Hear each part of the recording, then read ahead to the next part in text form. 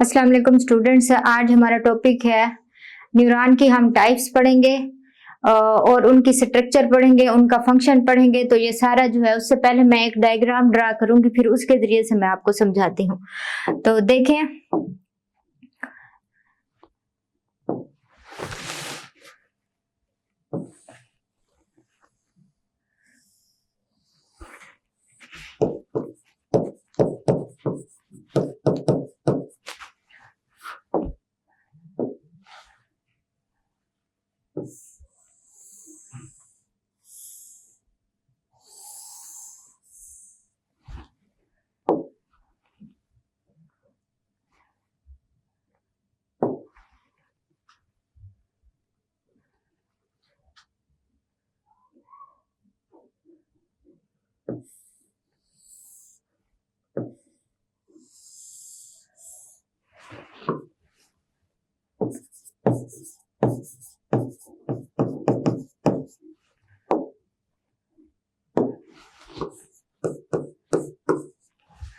चले देखें, ये इसमें मैंने तीन चीजें बनाई हैं। एक रिसेप्टर, जैसा कि पता है रिसेप्टर्स कोई भी स्टिमुलस को रिसीव करते हैं, और वो जो रिसीव होता है स्टिमुलस इंटरनल भी हो सकता है, एक्सटर्नल भी हो सकता है।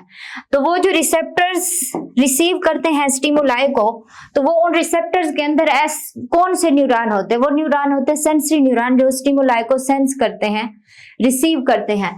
तो यहां देखें किस तरह से होता है।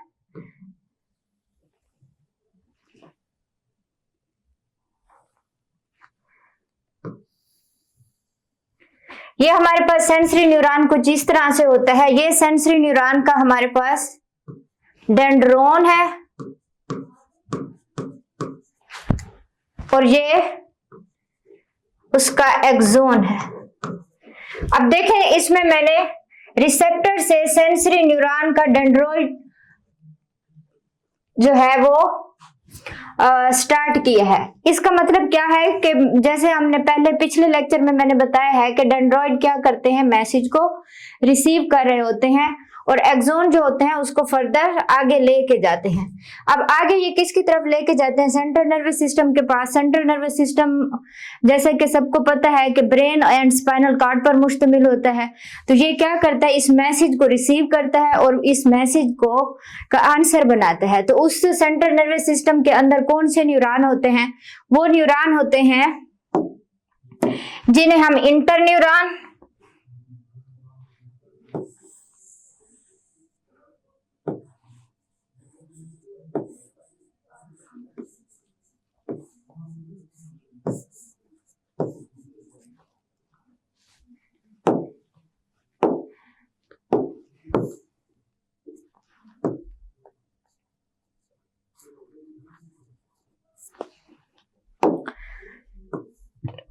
सेंट्रल नर्वस सिस्टम के अंदर इंटरन्यूरॉन होते हैं।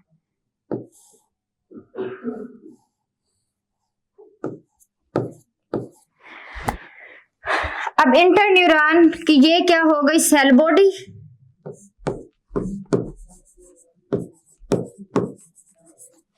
और ये इसका हो गया एक्सोन।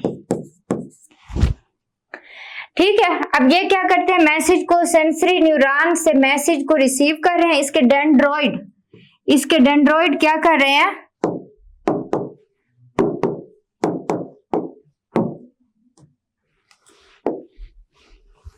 ये कहाँ गया?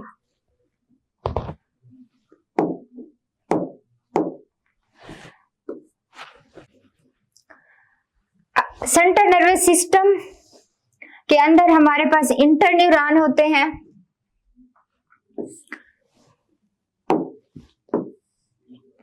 ये हैं इंटरन्यूरॉन।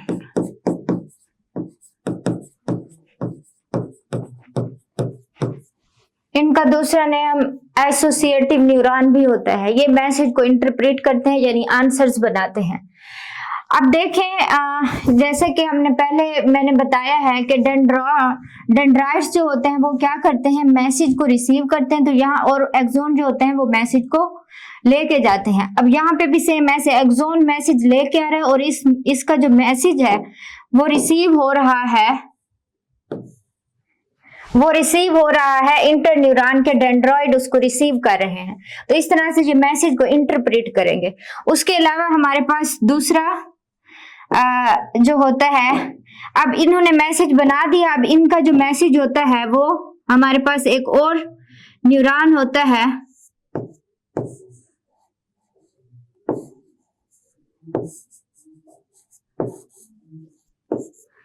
और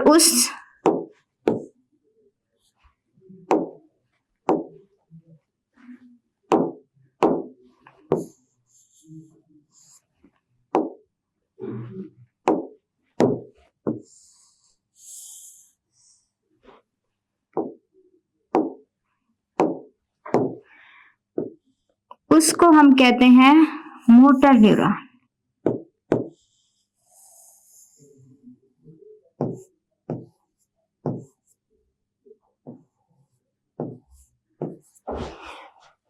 अब ये हमारे पास कौन सा न्यूरॉन है? Motor neuron. अब मोटर न्यूरॉन ने क्या किया? इंटर न्यूरॉन ने मैसेज रिसीव किया सेंसरी न्यूरॉन से। किधर से? सेंसरी न्यूरॉन से। और सेंसरी न्यूरॉन वो मैसेज किसकी तरफ लेके गए? सेंट्रल नर्वस सिस्टम की तरफ। सेंट्रल नर्वस सिस्टम में इंटर न्यूरॉन है, उन्होंने मैसेज को रिसीव किया, उसको इंटरप्रेट किया, और उसका आंसर जो है वो उन्होंने मोटर न्यूरॉन के जरिए से इफेक्टर की तरफ भेजा। इफेक्टर जो होते हैं वो हमारे पास जो है वो कुछ इस तरह से होते हैं, यानी कोई ग्लैंड्स भी हो सकते हैं, कोई मसल भी हो सकता है, कोई बोन भी हो सकती है, तो इस तरह से होते हैं। तो यही इसकी तरफ मैसेज लेके जाते हैं। अब देखें, मैंने मोटर न्यूरॉन की जो सेल बॉडी है, ये मोटर न्यूरॉन की सेल बॉडी है, और ये उसका एक्सोन है। तो यहां से उसने मैसेज रिसीव किया इंटर न्यूरॉन से, उसके एक्सोन ने। देखिए उसके एसोसिएटिव न्यूरॉन के जो एक्सोनल टिप्स हैं वो मोटर न्यूरॉन के डेंड्रॉइड के साथ अटैच है, यानी साइनेप्स के जरिए से मैसेज इधर आ गया, और ये मैसेज जो है वो इफेक्टर्स की तरफ लेके जाते हैं, और इफेक्टर जो है वो रिस्पॉन्स को प्रोड्यूस करते हैं। तो अब देखें इस सब में जो है कुछ डिफरेंस है। अगर हम इनकी स्ट्रक्चर का डिफरेंस देखें तो इनकी स्ट्रक्चर का डिफरेंस ये आ रहा है कि जैसे हमने फर्स्ट में देखा है सेंसरी न्यूरॉन जो है, सेंसरी न्यूरॉन का जो डेंड्रॉइड होता है ये क्या होता है? ये टॉल है, लंबा है, और इसका जो एक्सोन है वो क्या है? वो शॉर्ट है। और जबकि जो एसोसिएटिव है इसके डेंड्रॉइड और एक्सोन दोनों तकरीबन सेम लेंथ के ही हैं। इनके डेंड्रॉइड यहाँ पे ये इसके क्या है? डेंड्राइड्स। ठीक है। अब देखें यहाँ पे मैंने वर्ड डेंड्राइट्स लिखा और यहाँ पे डेंड्रोन लिखा है। अब इसका ये मतलब नहीं है कि ये इसका सिंगुलर फॉर्म है और ये प्लूरल फॉर्म है। इट मीन्स डेंड्रोन टर्म हम उस वक्त यूज करते हैं जब हमारे पास एक वही डेंड्रोन जो है ना एक स्टॉक की सूरत में मौजूद होता है, जब वो बहुत लंबा होता है तो तब हम उसके लिए जो टर्म यूज करते हैं डेंड्रोन इस्तेमाल करते हैं, और जब हमारे पास ये ब्रांचेस की सूरत में मौजूद हो तब हम इसके लिए टर्म डेंड्राइट्स इस्तेमाल करते हैं। तो इट डज नॉट मीन कि ये सिंगुलर है या ये प्लूरल है। तो इंटरन्यूरॉन जो होते हैं इसके डेंड्राइट्स और एक्सोन जो होते हैं ये सेम लेंथ के होते हैं, इसमें कोई डिफरेंस नहीं होता। उसके अलावा जो हमारे पास मोटर न्यूरॉन होते हैं इसमें देखें इसके जो ये डेंड्राइट है, डेंड्राइट्स हैं, देखें इसके लिए फिर मैंने टर्म यूज किया dendrites because they are branching in nature. ठीक है। और ये क्या है? स्मॉल है। और इसका जो एक्सोन है ये वाला ये क्या है? ये लॉन्ग है। तो ये इनमें देखें बेसिक डिफरेंसेस हैं जो कि एमसीक्यूज में पूछे जाते हैं, तो ये हमें पता होना चाहिए। तो इसके अलावा देखें यहाँ पे ये मसल्स की तरफ जब या फिर वो कोई ग्लैंड भी हो सकता है, जब हमारे पास आंसर आ जाते तो फिर उसका कोई ना कोई एक्शन प्रोड्यूस करवाया जाता है। इसके अलावा एक हम टर्म यूज करते हैं इसमें एफरेंट न्यूरॉन एंड और दूसरा यूज करते हैं इफरेंट। ठीक है।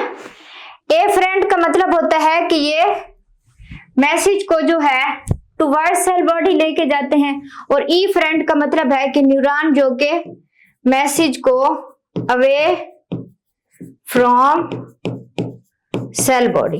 ए फ्रेंड का क्या बताया है कि ये मैसेज को टुवर्ड्स सेल बॉडी। अब इस सारी स्ट्रक्चर से खुद भी हमें फर्क वाजे हो रहा है कि हमारे पास जो कंडक्शन का मेथड है या कंडक्शन का पाथ है वो किस तरफ है कि सेंसरी न्यूरॉन से ये किस में जा रहा है, सेंट्रल नर्वस सिस्टम, और सेंट्रल नर्वस सिस्टम से ये किस में जा रहा है, इफेक्टर के जरिए से। तो ये इस तरह से ये पाथ जो होता है वो चलता रहता है। तो ये थे हमारे पास टाइप्स ऑफ न्यूरॉन। मेरे ख्याल में सबको समझ आ गई होगी, तो इसको कोशिश की है आसान लफ्जों में समझाने की। बहुत शुक्रिया, अल्लाह हाफिज।